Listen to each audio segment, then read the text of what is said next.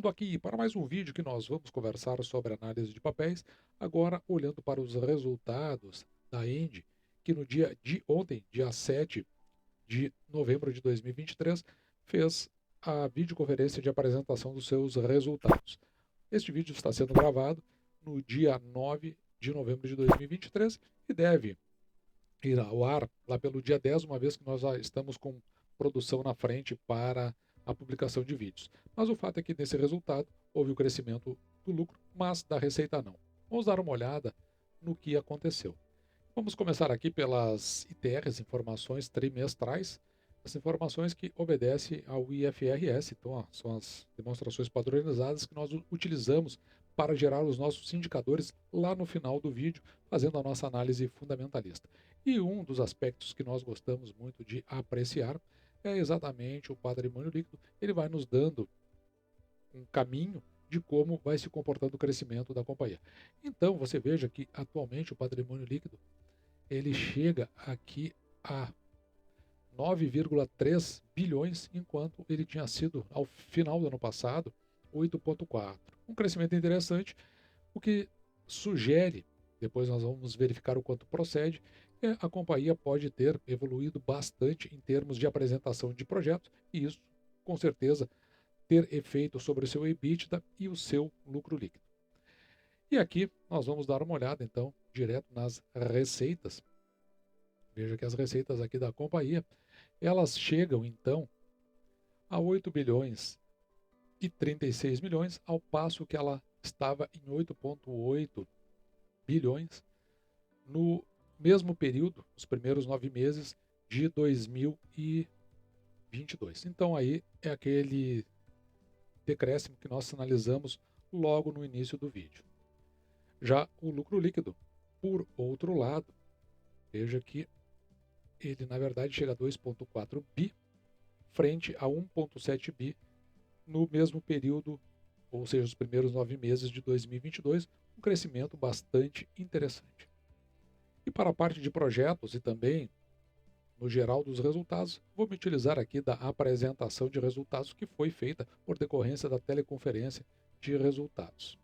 Vamos dar uma olhada aqui em alguns aspectos, né, que eu, pelo menos, entendi como relevantes e fui marcando em vermelho. Então, com relação ao lucro líquido ajustado, veja, é ajustado porque ele tem efeitos não recorrentes. Esses que estão marcados em cinza aqui e que ficam aqui, ó, mais ou menos pelo o centro das barras.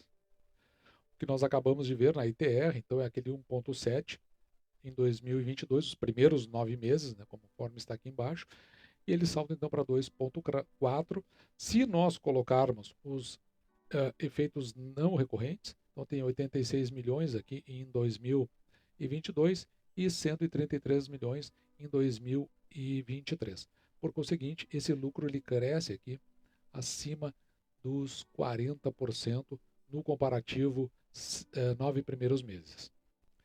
Quando você encontrar esses drivers aqui, né, os principais drivers aqui no caso, é a mesma coisa que dizer que são os principais elementos que influenciaram para se chegar nesse lucro líquido. Então você vai encontrar aqui, ó, resultado, esses 318 milhões, resultado do segmento de transmissão, 108 milhões, equivalência patrimonial, 83,1 milhões, então tem uma redução aqui, é por conta, aqui eu quero chamar a atenção de vocês, venda da Pampa Sul. Isso aqui vai refletir depois lá nas receitas e no EBITDA da companhia, conforme nós veremos mais adiante, e outros com menor incidência, conforme está disposto aqui mais à direita. Alguns destaques rápidos para nós entendermos aqui o que está dentro da percepção de projeto da ENDE. Veja aqui, ó, ampliação da diversificação de portfólio com aquisição de 5 conjuntos fotovoltaicos.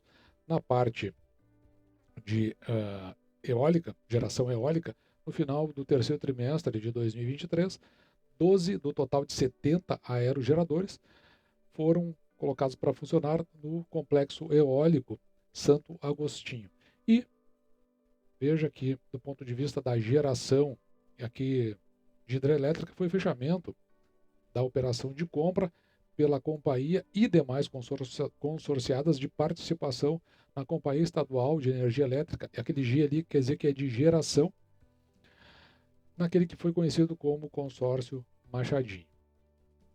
A estratégia de comercialização da energia gerada, que eu chamo a atenção aqui para você, que você preste bem, fique atento no caso de você querer colocar a companhia dentro da sua carteira. Veja aqui, ó, nesta linha verde que nós estamos vendo aqui, são os volumes de energia contratados. Você veja que ao longo do tempo tem um decréscimo aqui. Por outro lado, o número de consumidores ele veio crescendo. Então é algo para você ficar de olho, enquanto crescem os consumidores, reduz o volume que está sendo comercializado. E mais adiante nessa apresentação se começa a conversar sobre aquilo que muitas vezes, a meu ver, né, uma das partes principais, que é justamente o projeto da companhia, porque quando você compra a ação, você precisa entender em que sentido ela está andando, para onde está indo, para onde ela está se encaminhando. Então, na parte eólica, veja que aqui nós estamos falando do estado do Rio Grande do Norte. Lá está em desenvolvimento um projeto de geração eólica. Ele já está aqui com 87,5 de evolução, com a capacidade de 450 megawatts, proporcionando uma capacidade comercial de 224 e com início no primeiro trimestre de 2023, um investimento aqui na ordem de 2,3 bilhões. Ainda dentro da geração eólica, outro projeto aqui interessante no estado da Bahia, o conjunto eólico Serra do Assuruá, este então com capacidade instalada de 846, comercial 412, início da operação já, então no segundo semestre de 2024, claro, de forma gradual, não é tudo de uma vez, um investimento aqui na casa dos 6 bilhões, e aqui você consegue ver o impacto provável a ocorrer sobre o EBITDA da companhia à medida que essa parte comercial começa a se desenvolver.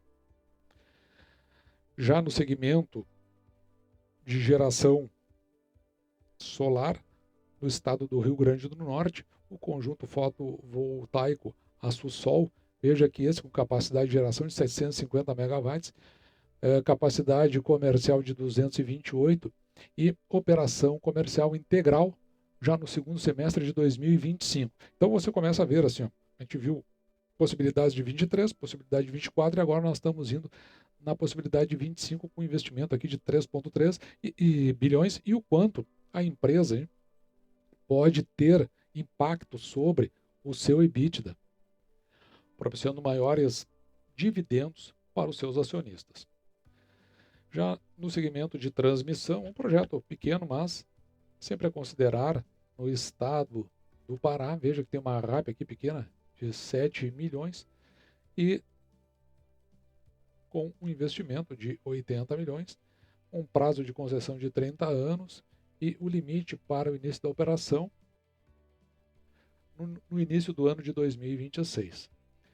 Por outro lado, um projeto maior entre os estados da Bahia e Minas Gerais, projeto Asa Branca, que tem uma RAP aqui, receita anual permitida de 250 milhões aproximadamente, para um investimento de 2,6 bi, um prazo aqui de concessão de 30 anos e o limite para entrega no início ou no primeiro trimestre de 2029.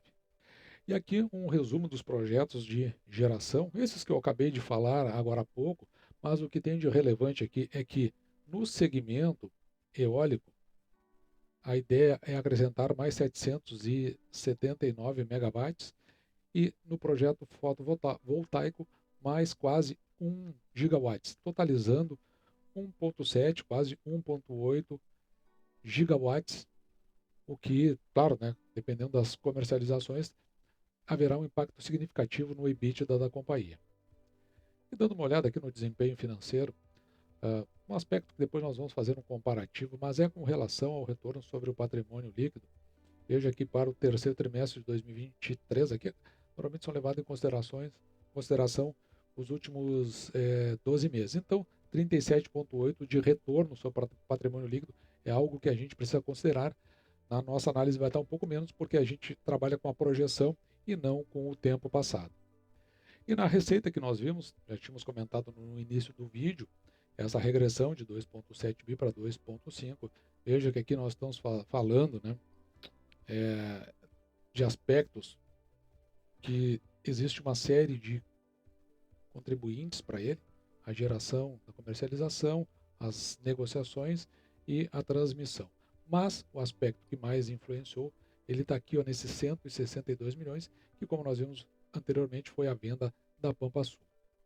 O EBITDA, por outro lado, veja que ele passa aqui de 1,4 bi para 1,7, mas o ajustado, que vai estar aqui ó, nessas duas colunas que eu estou marcando para você, ele na verdade evolui 23%, um pouquinho mais de 23%, passando de 1,4, depois de ajustado, para 1,7. E se ele for ajustado com a transmissão, veja que ele sai aqui de 1,6 para 1,7, crescendo então, neste caso, 4,1%. O lucro líquido trimestral aqui, então apenas o terceiro trimestre, no ano passado era de 709, ajustado aqui já, e agora de 928, e o fator que mais contribuiu foi exatamente o EBITDA ajustado, que sofreu a influência mais negativa aqui na venda da Pampa Sul, mas teve como positivo a redução de compra para o portfólio, assim como a remissão de ativos financeiros, além da equivalência patrimonial e mais esta variação aqui bastante interessante na transmissão com relação às receitas anuais permitidas. E assim, o lucro líquido ajustado sai de 709 milhões para 928 e ele cresce aqui no ajustado um pouco mais de 30%. No endividamento da companhia, veja que a dívida líquida ela fica aqui em 15,3 bilhões, sendo que o saldo em caixa da companhia é de 3 bilhões aproximadamente, e a sua alavancagem, que é a dívida líquida sobre o EBITDA, em 2,1 vezes. A dívida bruta, 18,7, sendo que a dívida líquida é a dívida bruta menos as disponibilidades, que seriam o caixa e os equivalentes em caixa. Olhando aqui para como está a dívida e como está a sua amortização, veja que o prazo médio dessa dívida é de 7,5 anos, e existem alguns anos aqui que você precisa ficar atento com relação principalmente ao recebimento de proventos. Então, de outubro de 23 a setembro de 24, 2,4 bi para fazer o pagamento. Depois, lá em 2025, mais de 2 bi, da mesma forma em 2026. Isso reduz aqui em 2027, 2028, que talvez aqui você possa, olhando para o futuro, ter uma perspectiva melhor de aumento no pagamento de proventos da Ende. Veja que a maioria dessa dívida está aqui com essa barra azul, ou seja, está atrelado ao IPCA, o que é bem melhor do que esta parte aqui que está em verde e que deve ficar reduzida agora neste próximo ano que entra, né, que está atrelado ao CDI, ou a taxa de juros da nossa economia, que hoje está em 12,25%. E é por isso que o custo nominal da dívida fica aqui em 10,7%, portanto, abaixo da taxa de juros da nossa economia. Olhando aqui para a política de dividendos, note que nesta coluna aqui, que está em azul mais claro, é o payout da companhia. Então, de 2020 até 2023, veja que o payout ficou em 100% do lucro líquido da companhia e teve uma redução nesse ano. Por isso que nós reportamos aquela redução no vídeo anterior, que nós analisamos o segundo trimestre de 2023, nos proventos pagos pela Ende. Mas ela deve retomar aí logo em seguida, assim que começar a amortizar suas dívidas para o mesmo patamar. Veja aqui nesta linha verde, nós temos o dividend yield, que veja que a gente sempre lembra que no canal nós procuramos pelo menos 6%.